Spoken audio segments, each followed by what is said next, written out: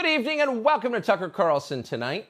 As American forces were pulling out of Afghanistan this summer, Mark Milley, the chairman of the Joint Chiefs of Staff, announced a new and highly innovative intelligence partnership.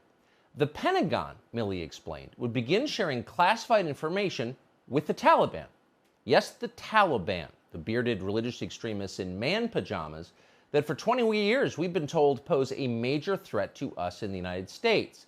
But no longer. They're our partners now. The Biden administration, Milley explained, was even open to coordinating with the Taliban on counterterrorism strikes against our new enemy, a shadowy group that may or may not actually exist, called ISIS-K.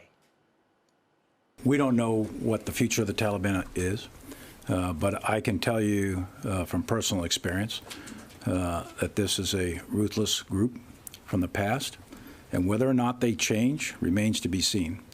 And as far as our dealings with them at that airfield or in the past year or so, in war, you do what you must in order to reduce risk to mission and force, not what you necessarily want to do. Any possibility of coordination against ISIS-K with them? It's possible. Because when you're fighting ISIS-K, no holds are barred. So the first of Milley's coordinated attacks against ISIS-K arrived 3 weeks ago. It was August 29th. That was just days after 13 American servicemen were killed in a bombing at the Kabul airport, a date you remember well. At the time, even Democrats were pointing out the obvious: Joe Biden is senile and totally incompetent.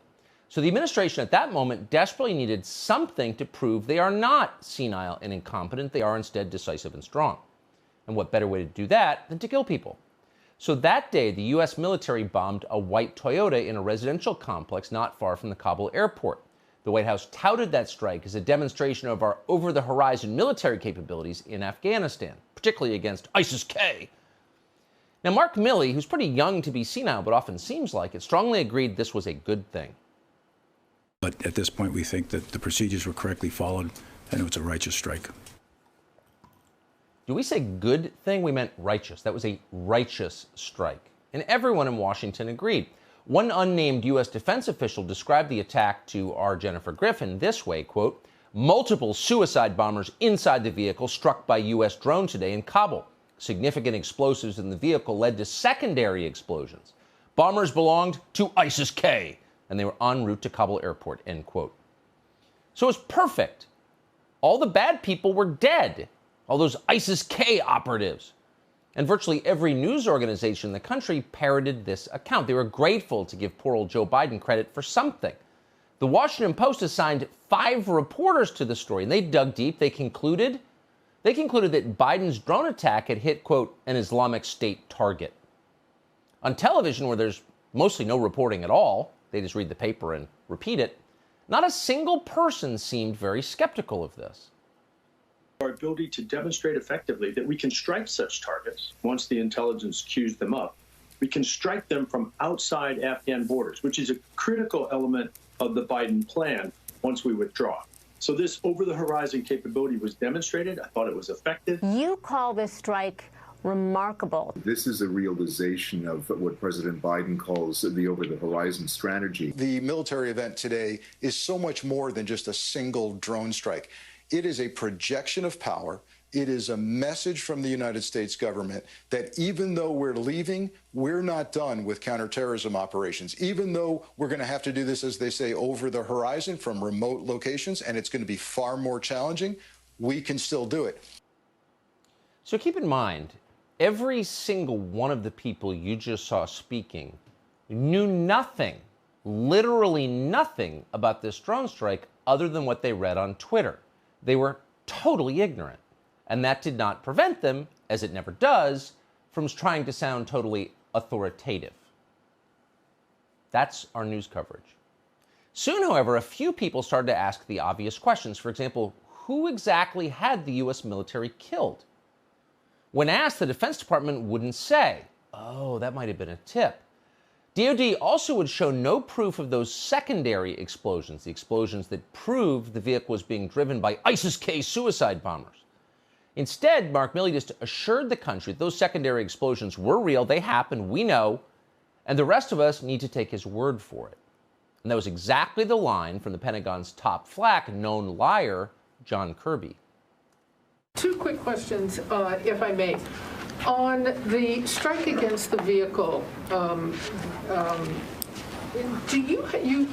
the Central Command talked about secondary explosions, I think, in that, but do you actually have visual evidence that there were secondary explosions?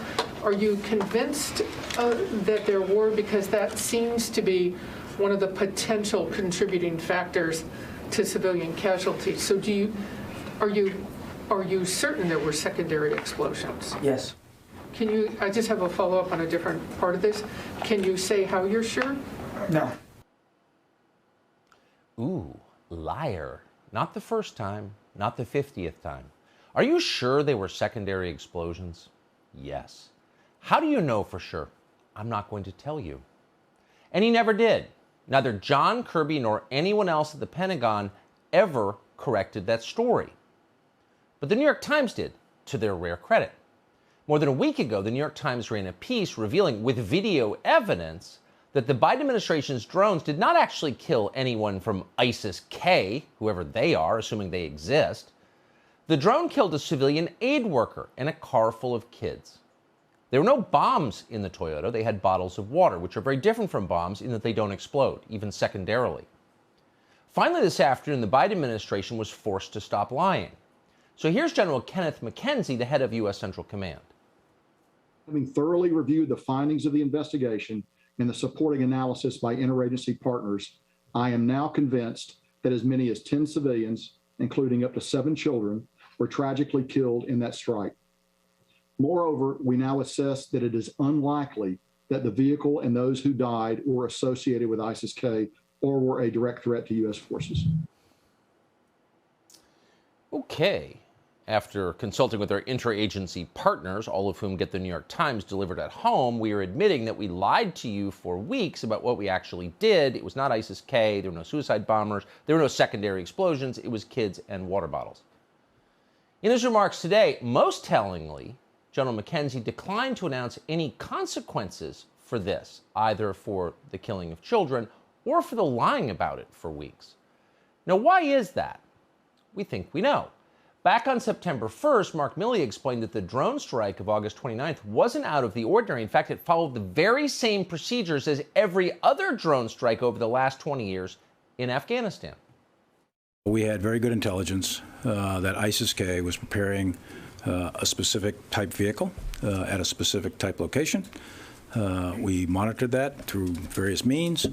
And all of the engagement criteria were being met. We went through the same level of rigor that we've done for years, and we took a strike. Oh, we had very good intelligence. Likely the same kind of intelligence that led us to believe that German-educated Saudis would never fly airplanes into the World Trade Centers or the Pentagon or a field in Pennsylvania. The intelligence that told us the Berlin Wall wasn't about to fall. The intelligence that told us it was fine to give up Bagram Air Base because Kabul was safe. The government would stand. That intelligence. So the drone strike of August 29th that killed a car full of children underwent, and we're quoting, the same level of rigor that we have done for years. Well, that's not very reassuring, is it? But you will not find a more revealing statement about our Pentagon leaders. It explains why no one has been punished for this disaster. If you fire Mark Milley for killing a bunch of kids unintentionally and then lying about it, maybe the accountability chain will start. Maybe they'll want to fire whoever left hundreds of American citizens behind in Afghanistan and lied about that. So you can't start firing people just because they're terrible at their jobs, obviously. So you can't fire anyone. That's the rule. Hey, Sean Hannity here. Hey, click here to subscribe to Fox News YouTube page and catch our hottest interviews and most compelling analysis. You will not get it anywhere else.